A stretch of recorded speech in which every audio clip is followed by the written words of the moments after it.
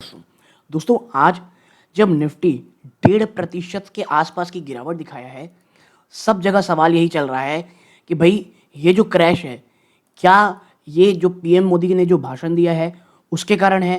क्या जो geopolitical situation है वो और ज़्यादा नीचे आ चुकी है? क्रूड ऑयल का क्या हालचाल है?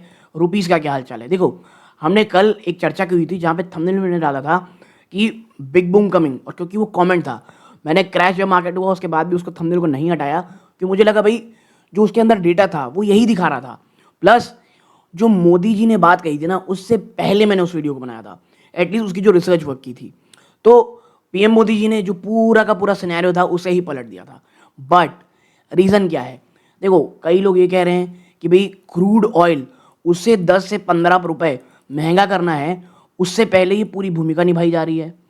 गोल्ड इंपोर्ट, जो वाकई में देखो अभी ना रुपया इतना ज़्यादा वीक है, प्लस हम गोल्ड ज़बरदस्त इंपोर्ट कर रहे हैं, फिर रुपए से हम और क्या खरीद रहे हैं? Crude oil.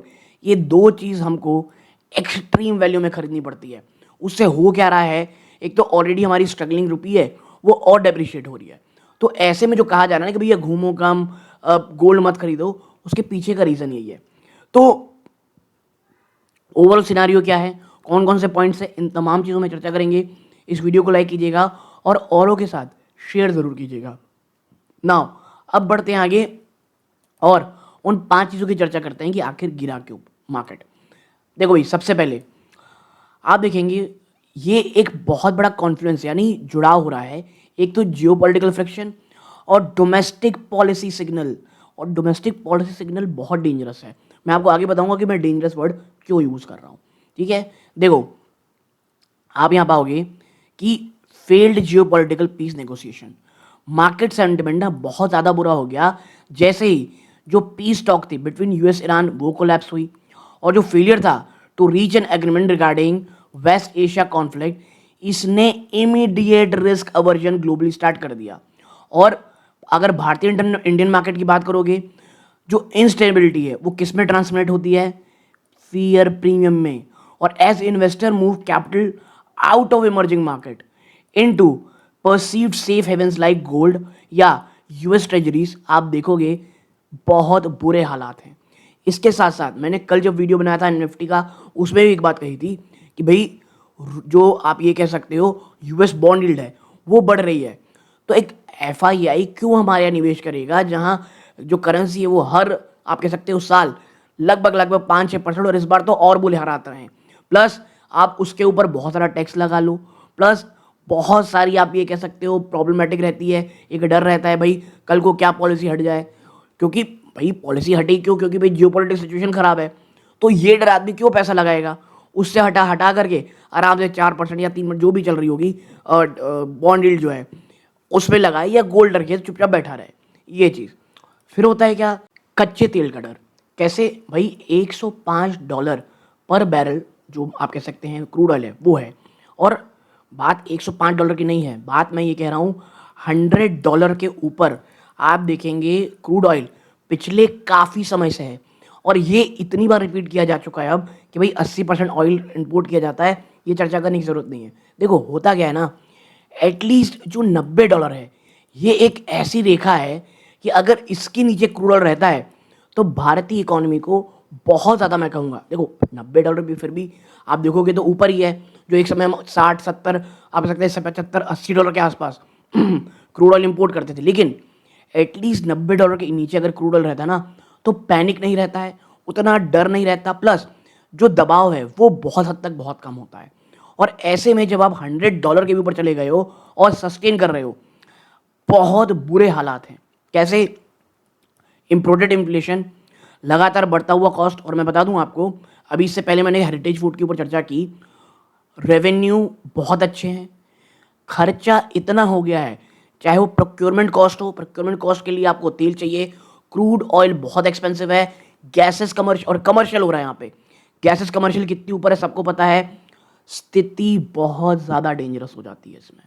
ठीक है, फिर आप देखते होगा currency depreciation, as India spends more dollar to buy oil, रुपए कमज़ोर होता है, making foreign investment India less profitable. और इसके ऊपर हमारे टैक्सेस तो हैं ही भाई साहब। फिर मार्जिन कंप्रेशन, अगर आप सेक्टर देखोगे ना, जैसे एविएशन, पेंट, उसमें एक शार्प डिक्लाइन आया है आज, क्योंकि फ्यूल और पेट्रोकेमिकल्स ये प्राइमरी कॉस्ट हैं। और देखो मैं बता दूं आपको, फ्यूल, पेट्रोकेमिकल, टायर और क्रूड ऑयल की गिरावट के बाद 4-5 स्टॉक ऐसे हैं जो आपके वॉच लिस्ट में होनी चाहिए, जो मैं आज रात को या कल सुबह तक एक वीडियो बना करके मेंबर्स ओनली में डालने वाला हूं दोस्तों। क्योंकि मैं हमेशा कहता हूं वॉच लिस्ट हमेशा रेडी होनी चाहिए। देखो, खरीदना है, बेचना है, ये सबसे आखिरी का काम होता है। पहले आप वॉच लिस्ट रखोगे, स्टॉक की चर्चा करोगे, अपने वित्तीय सलाहकार से पूछोगे, खुद कुछ रिसर्च करोगे, ठीक है। और जो मैं इंफॉर्मेशन वहाँ पे रखूँगा, आप खुद, और वो आपकी रिसर्च में बहुत ज़्यादा फायदेमंद हो सकता है। ओके, आप ऐसा करना चाहते हैं, कर सकते हैं। नाउ अब आते हैं नेक्स्ट चीज़ के ऊपर, पॉलिसी इंड्यूस्ड डिमांड सप्रेशन। देखो, इन अ मूव जिसने सरप्राइज कर दिया रिटेल सेक्टर को, प्रधानमंत्री मोदी जी ने इशू किया एक एडवाइजरी जो अर्ज कर रहा है सिटीजन्स को कि भैया प्लीज कम करो कंजम्पशन को इंपोर्टेड गुड्स के। स्पेसिफिकली उन्होंने हाईलाइट किया है उन्होंने गोल्ड, पेट्रोल और डीजल। और मुझे पर्सनली ये लगता है जिस दिन हम एज ए इंडियन, मैं बताऊं, देखो पेट्रोल डीजल तो यूज होगा, आप इसे कम नहीं कर सकते जितना भी बोल रहे हैं आप, क्योंकि भारत की इकोनॉमी को पेट्रोल डीजल चाहिए, वेदर यू लाइक इट और नॉट। मेरा ये मानना है एटलीस्ट गोल्ड में एज ए सिटीजन लेवल हमको ये सोचना पड़ेगा कि गोल्ड की उतनी ज़रूरत है नहीं भाई साहब, उसकी जगह कुछ और आप खरीदना चाहते हो। और देखो, ये सिर्फ बोलने से नहीं होगा, सरकार बोल दी मत खरीदो, कहाँ पैसे लगाओगे आप? सरकार को इन्वेस्टमेंट ईजी, सरकार को जो आपके साथ कैपिटल चीज़ें हैं, प्लस एटलीस्ट कैपिटल तो हमारे सामने है, उनकी चीज़ों को कम करके रखना ही पड़ेगा, तभी जा करके, टैक्स की बात कर रहा हूँ मैं, तभी जाके फॉरेन और हमें चीज़ें अच्छी लगती हुई दिखाई देंगी। ओके, अब देखो, अब बढ़ते हैं आगे।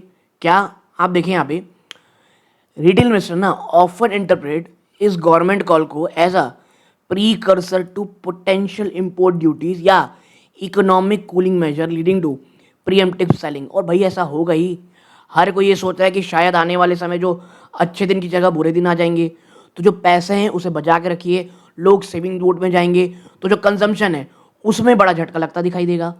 फिर देखो भाई, डीआईआईज हैं इसलिए मार्केट बचा हुआ है, वरना यकीन मानिए जिस तरह से एफआई निकल रहे हैं, 2 ट्रिलियन रुपीस वो विड्रॉ कर चुके हैं 2026 में अभी तक, जिसमें अगर मई देखोगे तो अलोन 14,000 करोड़ है।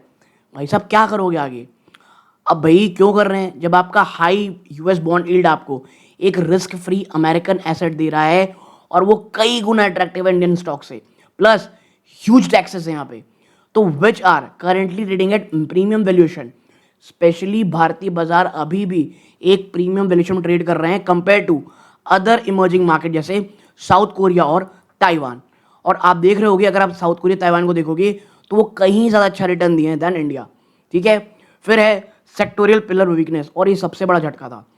मैं आपको बता दूं, बैंकिंग है उसकी अर्निंग ने बड़ा डिसपॉइंट किया, और एसबीआई का तो है ही भैया। और फ्रॉम हैवीवेट जैसे स्टेट बैंक इंडिया जब गिरता है ना, पूरा का पूरा बैंक निफ्टी अपने साथ लेके डूबता है। इसके साथ साथ कंज्यूमर ड्यूरेबल्स की भी हाल ऐसे ही है। ज्वेलरी डिमांड अब बहुत ज़्यादा कंसर्न में आ चुका है, जैसे हमको पता है मोदी जी के बाद। और एविएशन तो लगातार क्रैश कर रहा है, जिस प्रकार से ब्रांड क्रूड ऊपर है। इसके साथ साथ when multiple Hewitt sector decline simultaneously, जो इंडेक्स है वो कहीं सपोर्ट पाएगा नहीं, तो भाई साहब क्या होगा? गिरावट होगी। फिर एज ए क्रिटिकल इन्वेस्टर, अगर हम बोले as a retail investor, critical assessment करें हम, तो हम पाते हैं ये जो एजम्पशन है ना कि इंडिया अब डीकपल्ड हो चुका है ग्लोबल इवेंट से, ये currently being tested and proven false. लेकिन मेरा ये मानना है भाई नहीं, ऐसा नहीं है।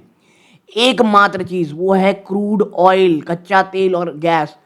जब तक हमारे पास इसमें प्रॉब्लम रहेगी, हम उसे डीकपल नहीं हो सकते हैं।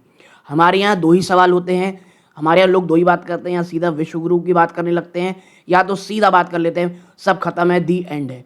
भैया इसके बीच की दुनिया है जहाँ पे आप और मुझे रहना है, ठीक है, जहाँ पे हमें सही समय सही डिसीजंस लेने। और सही चीज़ यही है कि भारत कितना कोशिश कर ले, ऐसा नहीं हो सकता, बहुत समय लगेगा।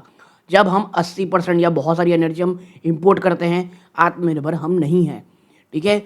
वाइल्ड डोमेस्टिक पार्टिसिपेशन अपने ऑल टाइम हाई में है, मार्केट बहुत बड़ी मात्रा में रिलाई कर रहा है एनर्जी इंपोर्ट्स में और फॉरेन कैपिटल फ्लोज में to create a structure vulnerability to West Asia geopolitics.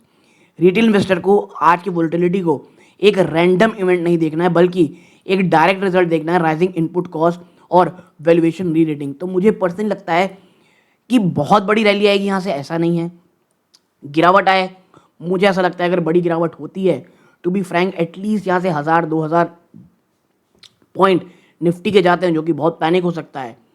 वो अल्टीमेट चीज़ हो, क्योंकि अब हमको भाई आपको प्रीमियम तभी मिलेगा जब भारतीय अन्य मार्केट से आप अट्रैक्टिव होगे, आप नहीं हो, प्लस वैल्यूएशन भी आपकी ऊपर है चीज़ों में, और तमाम चीज़ों को आप हटा दो।